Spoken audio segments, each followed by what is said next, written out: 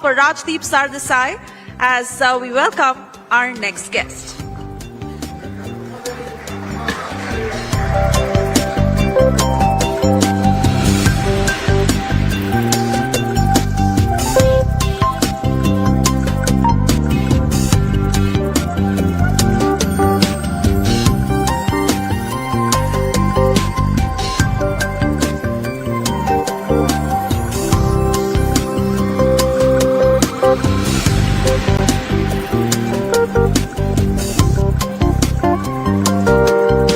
Ladies and gentlemen, vanakkam once again, and welcome to another of our stellar guests who's joining us here at the India Today South Conclave. He's one of the rising young politicians of the country who is playing an integral part in building or rebuilding his state in many ways. He's someone who's got impeccable credentials, comes from one of India's storied political families, but is carving a niche on his own. Please welcome a minister in the government of Andhra Pradesh handling several important portfolios. Nara Lokesh is our special guest. Please welcome Lokesh here on the stage.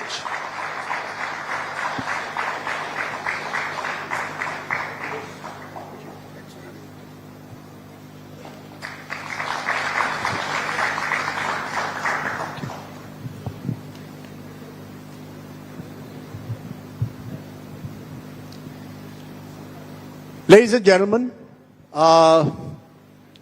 politicians come from different backgrounds. Some come from more privileged backgrounds than others. Others have to prove themselves over the years, even if they have a famous family surname. And that's exactly what our guest who joins us now has done. He played a crucial role in the victory of the Telugu Desam last year in Andhra Pradesh. His yatra had an important impact, and since then, as minister in key areas like IT, he's driving his state forward. Please welcome our special guest here on the India Today South Conclave, Nara Lokesh.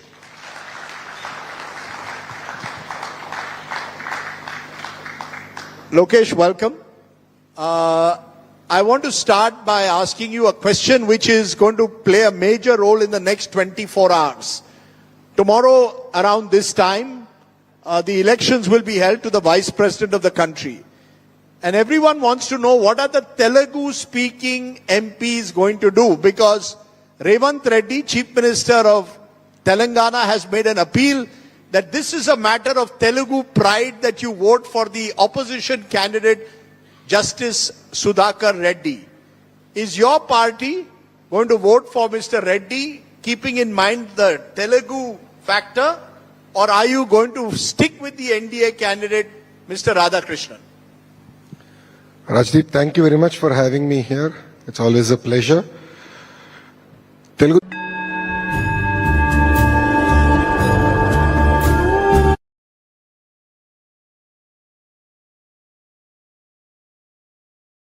right time, right place, right leader makes all the difference. We believe in the leadership of the Honorable Prime Minister.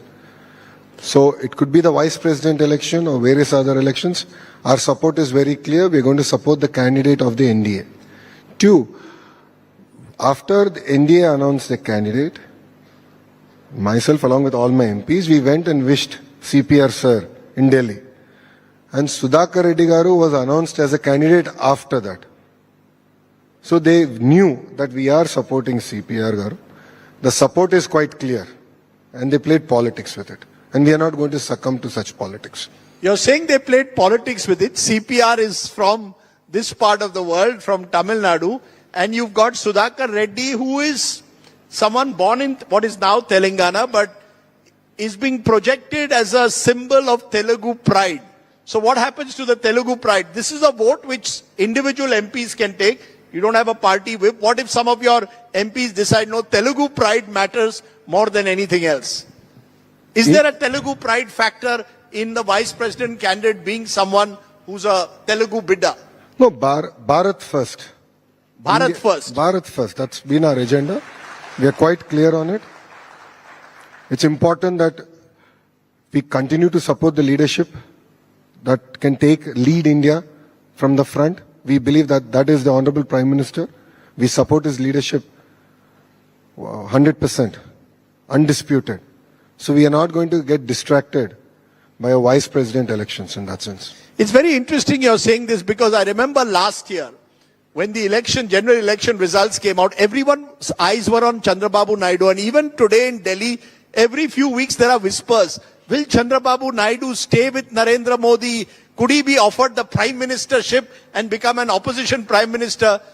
I interviewed your father when you all completed 1 year, and he made it very clear, I'm sticking with the NDA. Is the son also echoing what the father says? Are you going to once and for all scotch all these rumors that Chandrababu Naidu has one eye on the prime ministership and he's waiting for the right moment to strike? Chandrababu Naidu ji has both eyes on Andhra Pradesh. His agenda is very clear. He wants to make Andhra Pradesh number one.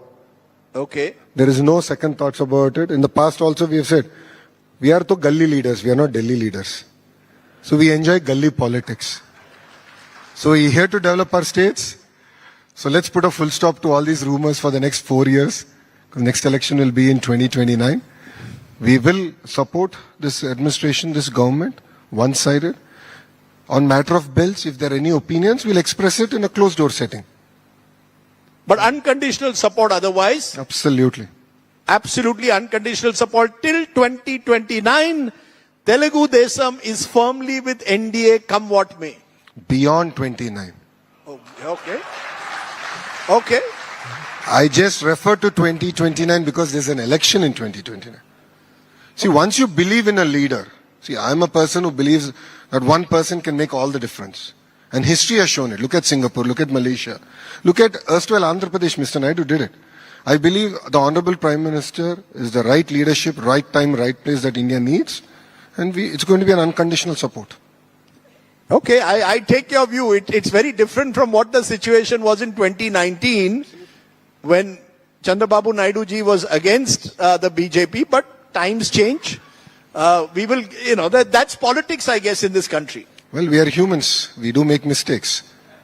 And we learn from our mistakes. Okay. You mentioned bills specifically. There are a couple of contentious bills that have come up in recent times. For example, in the last parliament session, a bill has been brought to amend the criminal laws in a manner that if a minister or a chief minister or even the prime minister is arrested in a case and doesn't get bail for 30 days, he or she has to resign immediately.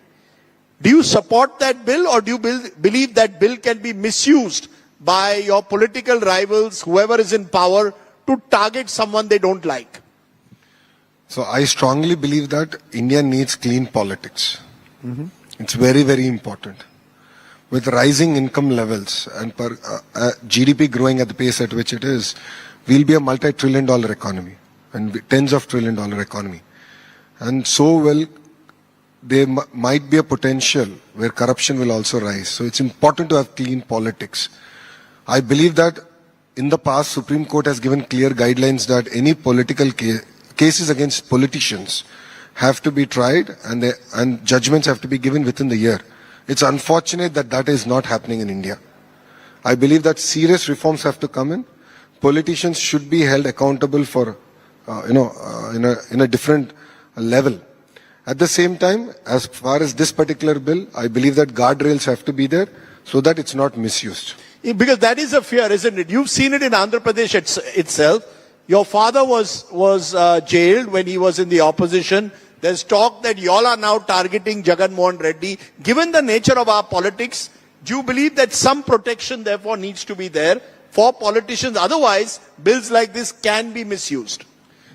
Rajdeep, we are not targeting anyone in Andhra Pradesh. If someone's broken the law, they're going to face music of the law. That's about it. There's no targeting, no selection happening in that sense. No vendetta. No vendetta. You put Chandrababu Naidu ji Gadu in jail. I will put Jagan Reddy in jail. Well, if Naidu ji wanted to do it, he could have done it by now. That's not our interest. Our interest is our state. Our interest is to make Andhra Pradesh number one across all sectors. And that's the single agenda with which we are working. Number one. Number two, in the past I made it very clear that if anyone breaks the law, they'll have to face music, including Lokesh. If I break the law, it will be Mr. Naidu who will send me to jail first. I don't need opposition. He will do it. No second thoughts about it. His own son, his own party, he will not hesitate. In terms No of pulling father is sending his son to jail. Well, if I make a mistake, if I break the law, believe me, Mr. Naidu will send me to jail. No second thoughts about it. Saying that if you look at even the Waqf bill, we had our opinion. We expressed it in the JPC. We spoke about it threadbare. And the amendments that we had given, it was accepted. So I believe that there's a role that opposition can play. There is a role that allies of NDA can play in the dispensation. And I believe we should get the better out of the bill. But are you not worried that you're working therefore within a BJP dominated ecosystem? Yes, in Andhra Pradesh you are the party number one, but the BJP wants to dominate the politics of the country. Eventually they will marginalize and finish or try and finish all the regional parties. Does that worry you, or are you all confident enough that you will be able to have a relationship of equals with the BJP? I will maintain my relationship with the people of Andhra Pradesh. They decide where we sit. So as long as I'm in their heart, I believe I will be strong. So we forget that and we simply politicalize everything. So whatever we do will be in the interest of the people of Andhra Pradesh, and I believe that is what has made TDP strong. In our 40 plus years of existence, that's what made us strong. So is that the way it is? In southern India, BJP will always be the junior partner to AIDMK, junior partner to TDP, and wait and watch for the right moment where they can suddenly dominate. Or you believe southern India is very different? Here regional parties call the shots. I believe Telugu Desam party is very different. I can speak about Telugu Desam party. I can't speak about other political establishments out there. We are strong. We continue to make our party stronger. Generationally, leadership transition has happened in the party. We are carrying everyone together. It's one of the if you look at the kind of MLAs that we have, 50% of them are first-timers, 17 out of the 25 ministers are first-timers. So we bring a lot of raw energy, passion and commitment to do good for our state. I just want to ask you on one other major national issue. We just had a panel of chief election commissioners and election commissioners on the contentious issue that there is, according to some opposition parties, vote theft taking place in the country, vote chori. Do you believe there is vote chori taking place in India as the opposition alleges? Do you believe that this special intensive drive will be used to benefit the government? Where do you stand? See, as a political party, we have a very, very robust structure which goes down to the booth. In the past, when electoral rolls were revised, we would get the data, as in we would get the physical format, digitize it, and study which age group the voters have been deleted, added, where they moved. We would actually do all this analysis. This is not new to TDP.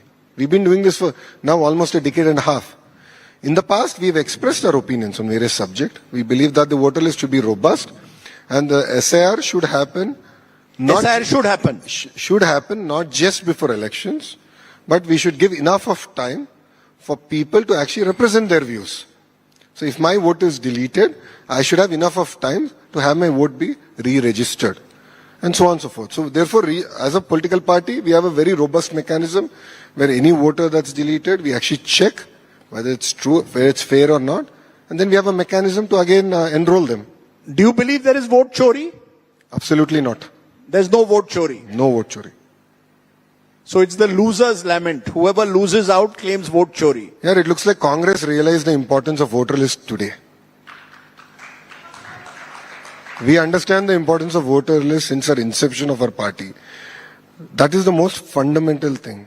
We've been very focused on it. See, when we met the Election Commission also, our MPs made it very clear on how it should be done, and we expressed our opinion strongly. Let me ask you one last question on a national subject, because you are also HRD minister of your state. Now we are in Tamil Nadu, which has strongly objected to the national education policy, 3-language formula, believes that this is an imposition of Hindi through the back door. You, on the other hand, your father and you have both supported the idea of 3 languages and allowing Hindi to be taught in schools. Why? There is a fear, you don't have the fear that Hindi will be imposed through the back door? Let's take a step back and let's talk about language, right? If you look at it, when I met the Honorable Minister in Delhi, Dharmendra Pradhanji, he made it very clear that we should look at medium of instruction in Telugu, not even English. He said Telugu mein karna hai. Mother tongue is very, very important. But as an Indian, I know the importance of learning Hindi. I'm a product of 3 languages: English, Telugu and Hindi. My son is also a product of 3 languages today. And in Andhra, it's not just about 3. Why shouldn't our kids learn 5 languages? Today, our kids are learning German, Japanese, so that they can actually go work in those countries. Where opportunities are there, I think we should learn a language. And with all fairness, NEP has said 3 languages. It has not said Hindi should be the 3rd language. So what would you tell the people of Tamil Nadu today? Because their government is fearing the idea that this is Hindi through the back door. I think it's important that our citizens, learn whichever language they want. Give them the opportunity. So what is wrong? Okay. So no one is saying the 3rd language the 3rd language has to be Hindi. No one has said that. There's no law in that effect. But maybe the time has come where some of the North Indian states also start learning South Indian languages. Why not? And there are billboards, there are directional boards in various North Indian states which are in South Indian languages. In Andhra Pradesh, the state board, we actually, medium of instruction in the borders, we have Oriya, we have Tamil, we have Kannada. It exists already. We're doing it. Okay, so it should all happen organically without imposition is the way forward. No, based on the local requirement. What do the kids want? Okay. Let's keep the kids as the center of our universe, not politics. And then talk about NEP, right?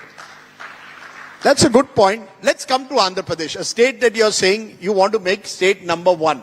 Now, when you took over the government in 2024, the state debt had ballooned from 3 lakh crore in 2019 to about 9 lakh crores in 2024. And it is still a big challenge managing the fiscal debt because you all had made various promises during the elections, handouts, and thereby your fiscal debt, many believe, remains a major cause of concern. How do you then attract investment and make Andhra Pradesh, as you want to call it, state number 1, when you have such a massive fiscal debt problem?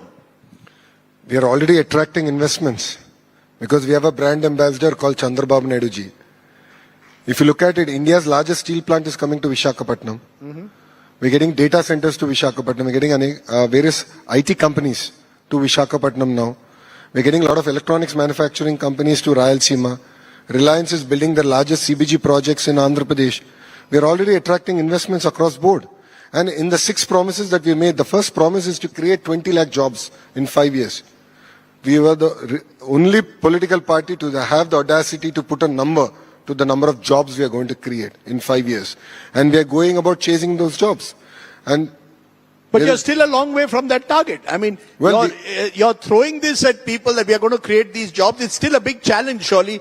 And you are attracting investments, yes, but you're doing it by giving huge concessions. You just gave what? 99 paise land allotment? Yes, that is to TCS. To TCS? Absolutely. Why not? Because look at it. If TCS is going to create 25,000 jobs, which is the case in this particular geo that we have given, look at the kind of ecosystem that they're going to create. It's called the first mover advantage. If you have to compete with Karnataka, Tamil Nadu, Kerala, UP, various other states out there, Gujarat, then I have to think outside the box. See, a lot of people criticized Mr. Naidu in a similar fashion in the past. They said, why do you need 5,000 acres to build an airport in Hyderabad? Please go and look at that airport today. Even for the next 100 years, they don't need to talk about a second airport, while Karnataka today is talking about a second airport. You need leadership with vision. You need a lot of boldness to do things. And we're doing it. And we have looked at the economic rationale, the kind of economic activity and state taxes that all these youngsters are going to pay outweighs giving land at a market price to TCS. And we'll continue to attract investments across board. I like the way you're openly talking of competing with other states. It's almost as if you're telling people, please don't go to Hyderabad, come to Visakhapatnam. I mean, Hyderabad, which many years ago Chandrababu Naidu said he was the one who had transformed it. Now you're saying, You don't need to go to Hyderabad. I'll give you a discounted rate and you can have all the land you want in Vishakhapatnam. It's interesting because is that the way forward? That states will compete with each other for investments. And that's the way the southern ecosystem in a way will be built. Don't come to Coimbatore, come instead to Tamil Nadu. Come instead to Andhra Pradesh. Now you're pitting cities versus each other. I think that's not our agenda. Our agenda is states should compete and entrepreneurs should benefit out of it. You know, a lot of startups in specific sectors like space, in the recent time, we have given them land, 200 acres, to build a launch pad, to take satellites up. We have done it. So we are, I believe, at the end, entrepreneurs will benefit out of this, and states have to compete. There's nothing wrong. I believe that's very, very important in this day and age. And it will only make us better. It will enable us to deliver on the promise of speed of doing business. Because there was a controversy recently also over Hindustan Aeronautics Limited. Because aerospace is one of the areas that you're looking at as a growth area. And there was reports that HAL may move out of Karnataka and come to Andhra Pradesh. It was eventually, that rumor was scotched by Karnataka itself. But is that how you see it? That if there is a company which today doesn't want to invest in a Karnataka or Kerala, please come to Andhra Pradesh, we are welcoming you. Is that the attitude that you want to bring? Even if it means some kind of a tug of war with the state. Mr. Naidu made it very clear. HAL is going to be in Karnataka. No second thoughts about it. We have not asked. ಶೋಧ ಅಂದರೆ ಹುಡುಕಾಟ. ಎಲ್ಲರೂ ಏನೋ ಒಂದನ್ನು ಹುಡುಕಾಡ್ತಾನೆ ಇರ್ತಾರೆ. Lawyer Rohit ಹುಡುಕಾಟ ಏನು ಗೊತ್ತಾ? ಅವ್ನು ಕಳೆದೋಗಿರೋ ಹೆಂಡತಿ. ಮಡಿಕೇರಿಯಲ್ಲಿ ನಾನು ಸಾಕಷ್ಟು ಕೇಸುಗಳನ್ನು ಹೇಳಿ.